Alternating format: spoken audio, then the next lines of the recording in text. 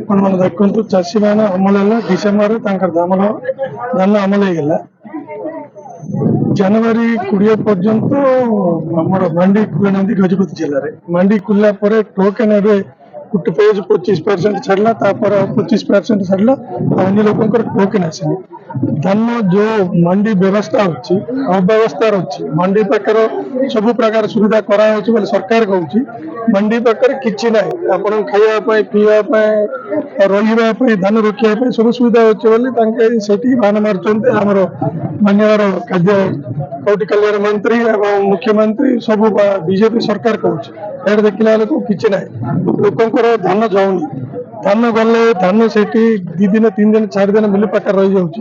ଆଉ ଆପଣମାନେ ଜାଣିଛନ୍ତି ସମସ୍ତେ କହୁଛନ୍ତି ଚଟନି କୋଟନି ହେଉଛି 3 କେଜି 4 କେଜି 5 କେଜି ଏବଂ ଅଖା ଦେବାର ଅଛି। ସରକାର ଅଖା ଦେଇନି, ମିଲ ମାଲିକ ମଧ୍ୟ ଅଖା ଦେଇନି, ଆଉ ଟ୍ରାନ୍ସପୋର୍ଟ କଷ୍ଟ ମଧ୍ୟ ଦିଆହେଇନି।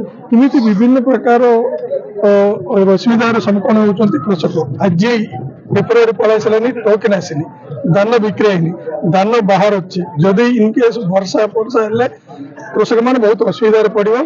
ସେଥିପାଇଁ ଆମେ ସମସ୍ତେ କୃଷକମାନଙ୍କୁ ଆଜି ନବୀନ ପଟ୍ଟନାୟକଙ୍କ ଆଦେଶ କ୍ରମରେ ଆମର ବିଧାୟକଙ୍କର ଅଧ୍ୟକ୍ଷତାରେ ଆମର ବିରୋଧ କରୁଥିଲେ। ଏବେ କଲେକ୍ଟର ଅଫିସ ଘେରାଉ କଲୁ, କଲେକ୍ଟର ମେମୋରାଣ୍ଡମ ଦେଇଛୁ। ଯୋଉ ଅସୁବିଧା କୃଷକମାନଙ୍କର ଅଛି ସେଟା ତୁରନ୍ତ ସେଟା ସମାଧାନ କରିବା ପାଇଁ, ନହେଲେ ଆଗାମୀ ଦିନରେ ଆଉ ରାଜରାସ୍ତା ଖୋଲିବୁ ଆଉ ଜୋରଦାର କରିବୁ।